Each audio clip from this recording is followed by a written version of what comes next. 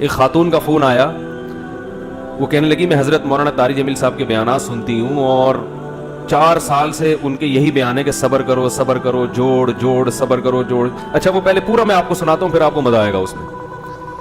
خاتون کا فون آیا, وہ مجھے مولانا طاری جمیل صاحب سمجھ رہی تھی, مجھے سمجھ رہی تھی کہ میں نام ملتے ہیں, ابھی 2-4 دن پہلے کی بات. آج کل ویسے ہی فون میں کم ہی اٹھا رہا ہوں, میں نے کہا چلو اٹھا لو. تو مجھے کیا پتا تھا, ایک دم برسنا شروع ہو گئی. کہہ رہی ہے میں 4 سال سے آپ کے بیانات سن رہی ہوں, میرا گھر تباہ ہو گیا, میرا گھر اجڑ گیا, میرے برباد ہو گئی, یوں ہو گیا. تو میں نے کہا بیٹا یہ ان کا میاں کہیں دوسری شادی کر رہا ہوگا. اپنے آپ سے میں کہہ رہا ہوں, اپنے آپ کو بھی بیٹا کہہ سکتا ہے انسان, سمجھانے کے لیے نا, کہ تو یہ بیٹا باپ کی بات زیادہ سنتا ہے. تو میں اپنے آپ سے کہہ رہا ہوں بیٹا یہ کہیں شادیوں وادیوں کے بیان ان کے میاں نے سن لیے ہیں, وہ ہر وقت گھر میں شادی کی رٹ لگا کے رکھی ہوگی انہوں نے, تو اب یہ مسئلہ چل رہا ہوگا, پھڈا اس وجہ سے ہو رہا ہے. تو انہوں نے ٹھیک ٹھاک سنائی, میرا بیڑا غرق کر دیا, مجھے تباہ کر دیا. میں کب سے آپ کو کتنے دنوں سے نمبر تلاش کر رہی تھی. میں نے کہا سن لو, بیچاری دکھی ہے, تسلی سے اپنی بھڑاس نکالنے دو, پھر میں آرام سے پوچھوں گا ہوا کیا. پوری بھڑاس انہوں نے نکالی. تو میں نے کہا وہ آپ کے میاں نے میرے شادیوں پہ بیانات سنے ہوں گے, اس وجہ سے آپ کہہ رہی ہیں نہیں شادیوں وادیوں پہ تو نہیں, وہ تو کرتے رہے, مجھے اس سے کوئی وہ نہیں ہے. میں نے کہا پھر کہہ رہے آپ ہمیشہ جوڑ کی بات کرتے ہیں, برداشت کی بات کرتے ہیں, جوڑ برداشت. تو اس جوڑ اور برداشت کی وجہ سے میرا میاں اور میرا سسرال مجھ پہ حاوی ہو گیا. میں برداشت کر کے ساس, جو پورے الفاظ تو میں ان کے نہیں بیان کر رہا اس کو, یعنی ظاہر ہے الفاظ تو مجھے پورے یاد نہیں ہوں گے نا, جو ان کے جذبات اور ان کے الفاظ وہ اپنی بالمعنی روایت کر رہا ہوں, کہ وہ میں برداشت کر کے بھئی اگنور کرو, اور پس گئی ہوں میں, اور اب میری زندگی تباہ ہو گئی. تو میں سمجھ گیا جوڑ کی بات کون کرتا ہے بھائی. یعنی ہم بھی کرتے ہیں لیکن زیادہ تر حضرت کرتے ہیں, وہ تو ماشاءاللہ کرتے ہی جوڑ برداشت. تو میں نے ان سے کہا, میں نے کہا دیکھیں وہ تو بیچارے, اس لیے بیچارے تو نہیں کہنے چاہیے لیکن بڑے عالم ہیں, لیکن ان کی نظر میں تو مظلوم ہی بن گئے نا. میں نے کہا وہ بیچارے بیان جو کرتے ہیں وہ اس کا یہ مطلب تو نہیں ہے کہ جہاں بعض صورتوں میں شریعت نے انتقام لینے کی اجازت دی ہے وہاں تو جائز ہے. تو میں نے کہا کہ وہ اس کا یہ مطلب نہیں ہے جو آپ سمجھ رہی ہیں. اب وہ کیا مطلب ہے وہ میں نے کہا کسی وقت بتا دیں گے. فی الحال میں آپ سے کہہ رہا ہوں کہ آپشن بی بھی ہے,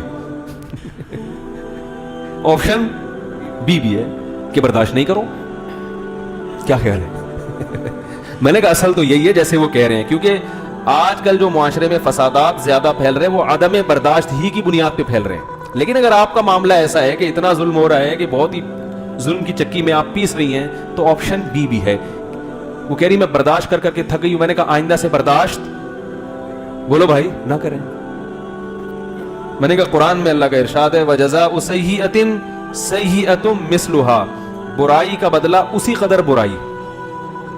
یہ اللہ نے اجازت دی ہے, لیکن اللہ نے آگے ترغیب کیا دی, فمن عفا واصلح, جو معاف کر دے اور اصلاح کرے معاشرے کی, تو فإن ذلك من عزم الامور, یہ بڑے دل گردے کا کام ہے, یہ بہت پیغمبروں کی سنت ہے.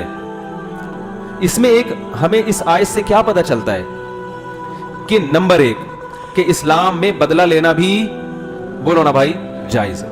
ایک بات تو یہ پتہ چلتی ہے بدلہ لینا بھی کیا ہے جائز ہے. نمبر 2 معاف کرنا افضل ہے, لیکن کب؟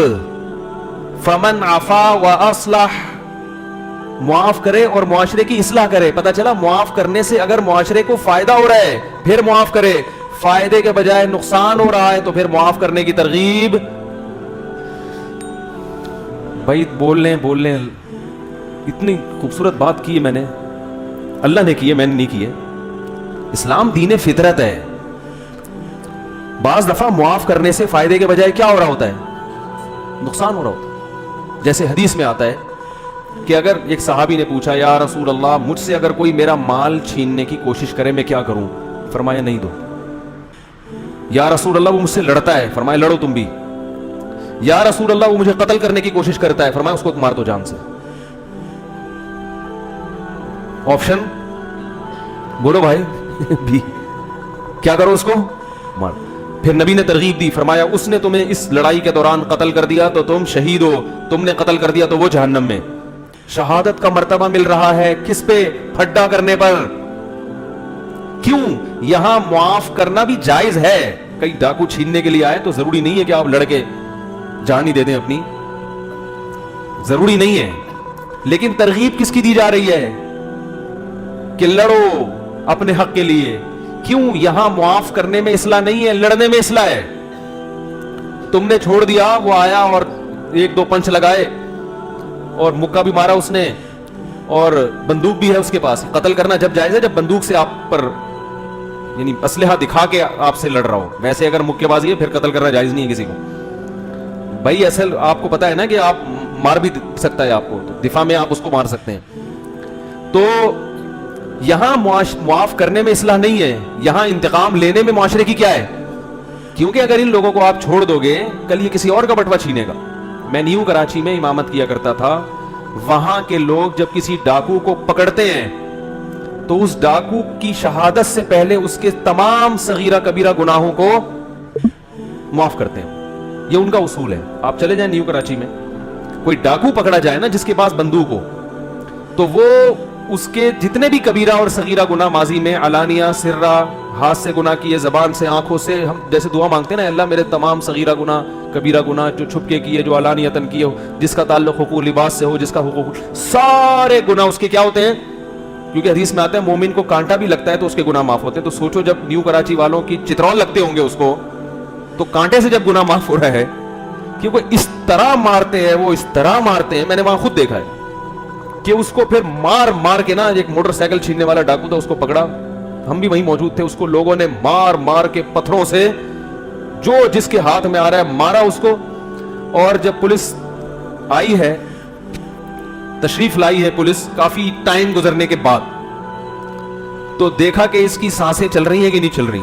उनको यकीन हो गया कि ये थोड़ी देर में इसका इन्ना लिल्लाह होने वाला है। तो उन्होंने कहा कि जब मुकम्मल इन्ना लिल्लाह हो जाए तो हमें इत्तिला, क्योंकि अब ले जाके ना अस्पताल ले जा सकते हैं इसको, ठीक है ना, और कुछ भी हो सकता है ना, तो अब तो मार दिया। वैसे तो पुलिस कोशिश करती है भाई डाकू को छुड़वाए लोगों से, ताकि जो भी अदालत में केस चले उसके ऊपर। लेकिन जब पुलिस वालों ने देखा कि ये तो अब मर गया है और अब इन्ना लिल्लाह इसका होने वाला है, तो उन्होंने कहा इन्ना लिल्लाह ही होने तो पूरा इसका।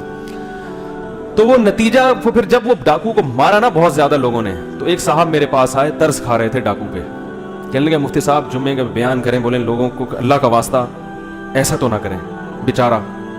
तो मैंने कहा ऐसा तो ना करो कि इसको बेचारा कहो, इसको बेचारा तो ना कहो। एक मोटरसाइकिल के चक्कर में कितने लोगों की जिंदगियां ये छीन चुका होगा, कितनी जवान औरतों को बेवा कर चुका होगा, कितने बच्चों को यतीम कर चुका। ये एक मोबाइल और एक बाइक और एक गाड़ी जो माल है, उससे लोगों की जानों से खेलते हैं ये लोग। काबिल तरस, इनको मुआफ करने वाला इस लायक है कि उसको चौक पे लटका दिया जाए।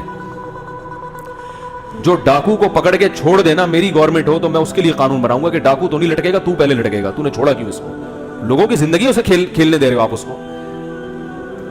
इस किस्म के जो मुजरिमीन हैं, कुरान उनकी माफी की इजाजत नहीं देता। हां, एक कुरान कह रहा है इल्लल्लज़ीना ताबू मिन क़ब्लि अन तक़दिरू अलैहिम।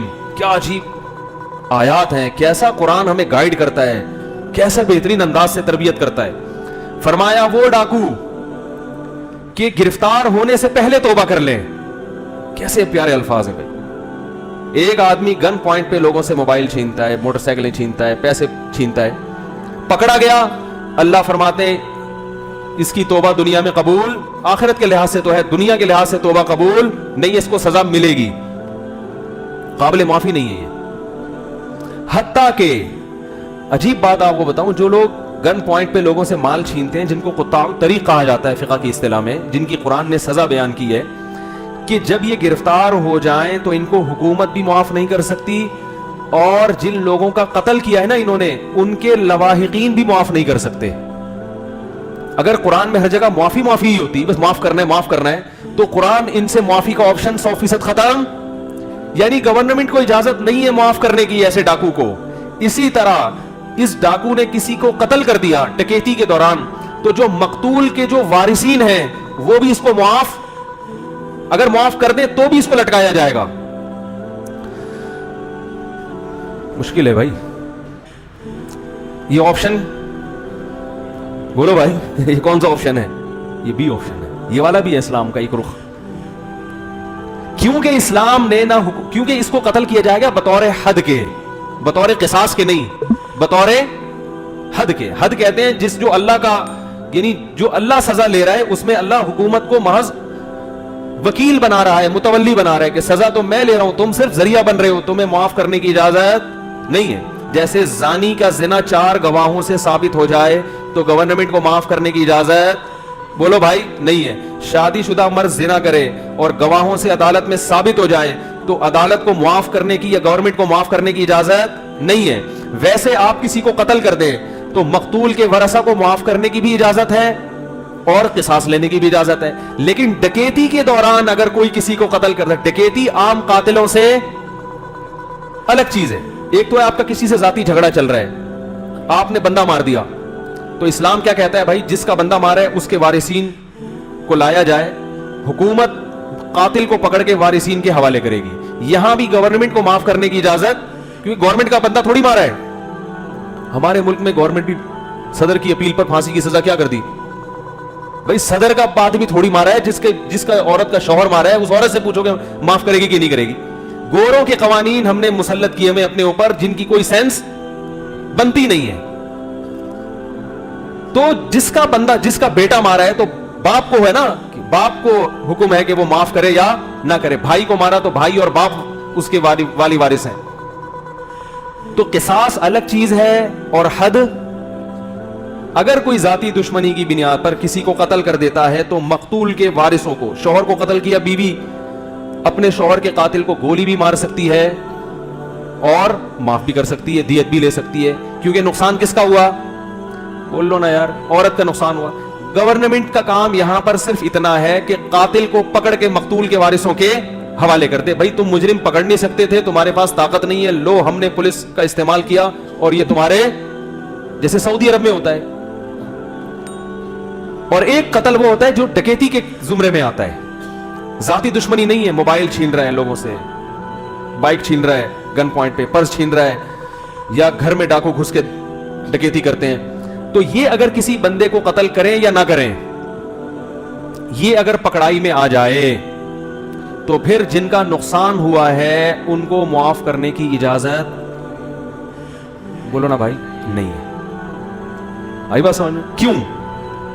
اس قاتل جس نے کسی شخص کو ذاتی دشمنی کی بیس پہ قتل کیا, وہاں قاتل کو معاف کرنے کا بھی آپشن اور نہ کرنے کا بھی آپشن. معاف کرنے کی ترغیب دی شریعت نے, کیونکہ وہاں معاف کرنے میں معاشرے کو کیا ہے, فائدہ ہے. فائدہ یہ ہے کہ قاتل ساری زندگی مقتول کے وارثوں کا احسان مانے گا, کیونکہ وہ قاتل کوئی فسادی نہیں ہے, اس نے ذاتی دشمنی کی بنیاد پر ایک بندے کو مار دیا, تو ساری زندگی دبا رہے گا وہ مقتول کے وارثوں سے, نظریں نہیں ملائے گا کہ میں نے ان کا بندہ مارا اور پھر بھی انہوں نے مجھے معاف کر دیا. ممکن ہے یہ اس شرم سے زمین میں گڑ جائے اور آئندہ کے لیے توبہ کرے اور اصلاح کرے, کچھ بھی کر سکتا ہے, جیسے کہ بہت سے لوگ اس طرح کیا انہوں نے. لیکن جو آدمی موبائل چھیننے کے لیے بندے مار دیتا ہے, اور یہ آدمی کو اگر آپ معاف کریں گے, گورنمنٹ معاف کرے گی, تو گورنمنٹ کا تو کچھ بگڑا ہی نہیں ہے نا. تو یہ کہے گا گورنمنٹ کا میں نے کچھ بگاڑا تھوڑی ہے, جو اس نے مجھ پہ معاف کر کے احسان کیا. احسان تو مانے گا, لیکن اس کو پتا ہے کہ حکومت کا تو کچھ جا تھوڑی رہا تھا. آپ کہہ سکتے ہیں عوام کا سرمایہ حکومت کا تو ہوتا ہے, یہ غلط ہے. حکومت کے جتنے سرمایہ مال ہیں وہ عوام کے ہوتے ہیں, حکومت کے نہیں ہوتے. بھائی گورنمنٹ اگر آپ کو کچھ دیتی ہے تو اپنی جیب سے تھوڑی دے رہی ہوتی ہے, وہ تو ہم سے ہی ٹیکس لے کے ہم کو دے رہی ہوتی ہے.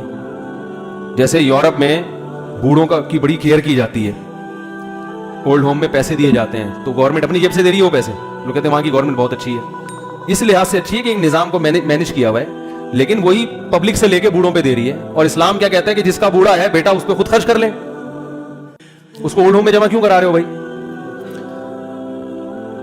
نہیں آ رہی بھائی. جس کا بیٹا ہے وہ اپنے باپ پہ خرچ کرے تو تعلقات کیا ہوں گے باپ اور بیٹے کے درمیان اچھے. لیکن وہ وہاں کیا ہو رہا ہے, بیٹا باپ پہ خرچ نہیں کر رہا, حکومت بیٹے سے لے کے کس پہ خرچ کر رہی ہے, باپ پہ. تو باپ سمجھتا ہے کہ مجھے کون دے رہی ہے, گورنمنٹ, اور بیٹا سمجھتا ہے کہ گورنمنٹ نے جبرن مجھ سے کیا وصول کر رہی ہے, ٹیکس. ٹھیک ہے نا. تو محبت کے علاوہ ہر چیز پروموٹ ہو رہی ہے. سمجھ رہے بات کو؟ نہیں سمجھ رہے تو بھی ٹھیک ہے, تو بھی ٹھیک ہے, چلتا ہے. تو میں یہ کر رہا تھا کہ کیا بات کر رہی تھی یار یہ, ہاں یہاں ڈاکو کو معاف کرنے کی اللہ نے حکومت کو بھی اجازت نہیں دی، اور ڈکیتی کے دوران کسی کا انتقال، کوئی قتل ہو گیا تو یہ نہیں ہے کہ حکومت مقتول کے وارثوں سے پوچھے گی کہ بتاؤ معاف کرنا ہے یا سزا دینی ہے، شریعت میں اس کی اجازت نہیں ہے۔ اللہ کہتے ہیں یہاں معافی کا آپشن نہیں ہے۔ گرفتاری سے پہلے توبہ کر لیتا تو معافی کا آپشن تھا، اور توبہ بھی ایسی ہو کہ اس کے حالات سے لگے کہ واقعی توبہ کی ہے۔ یہاں بھی اللہ نے یہ نہیں کہا کہ بس اچھا گمان رکھو، بھئی توبہ کر لی ہوگی چھوڑ دو اس کو، نا نا نا نا نا۔ دلوں کے حالات اللہ کے سوا کوئی نہیں جانتا، کیونکہ یہ ایک مجرم ہے ریاست کا، لوگوں کا مجرم ہے۔ تو فقہاء نے بیان کیا ہے کہ صرف زبانی کلامی توبہ کافی نہیں ہے، اس کے حالات سے اور آئندہ لائف اسٹائل سے یہ جھلکنے لگے کہ واقعی اس نے سابق زندگی سے توبہ کر لی ہے، پھر اس کو معاف کیا جائے گا۔ سمجھ رہے ہیں کہ نہیں سمجھ رہے ہیں؟ تو یہ کون سا آپشن ہے؟ یہ تو بی بھی نہیں، سی ہو گیا۔ ایک تو ہے کہ معاف کرنے کی اجازت بھی ہے، نہیں بھی ہے، بہتر ہے کہ معاف کر دو۔ دوسرا آپشن کیا ہوا کہ بہتر ہے کہ معاف نہ کرو۔ تیسرا ہے کہ معاف کرنے کا آپشن ہے ہی نہیں۔ اسلام میں 3 آپشن ہیں۔ تو یہ وہ مجرم ہے، معافی کا آپشن نہیں ہے۔ زنا کر لیا کسی نے، معافی کا آپشن نہیں ہے۔ نبی صلی اللہ علیہ وسلم کے دور میں ایک عورت نے چوری کی، کسی شخص نے چوری کی، ایک عورت تھی، وہ مقدمہ آیا نبی کے پاس، آپ نے حکم دیا ہاتھ کاٹ دو۔ تو زید ابن حارث رضی اللہ تعالی عنہ حب رسول اللہ تھے، نبی صلی اللہ علیہ وسلم کے بہت چہیتے، حب عربی میں چہیتے کو کہتے ہیں۔ لوگوں نے کہا کہ زید ابن حارثہ سے کہ کہا جائے کہ نبی سے سفارش کریں کہ اس عورت کا ہاتھ نہ کاٹا جائے، کیونکہ نبی کے بہت چہیتے ہیں، نبی ان کی بات کو رد نہیں کریں گے۔ وہ گئے اور عرض کیا یا رسول اللہ آپ اس عورت کا ہاتھ نہ کاٹیں، سردار قبیلے کی عورت ہے۔ تو آپ صلی اللہ علیہ وسلم غضبناک ہو گئے، فرمایا اللہ کی قسم اگر فاطمہ بنت محمد میری بیٹی چوری کرتی تو میں اس کا ہاتھ بھی کاٹتا۔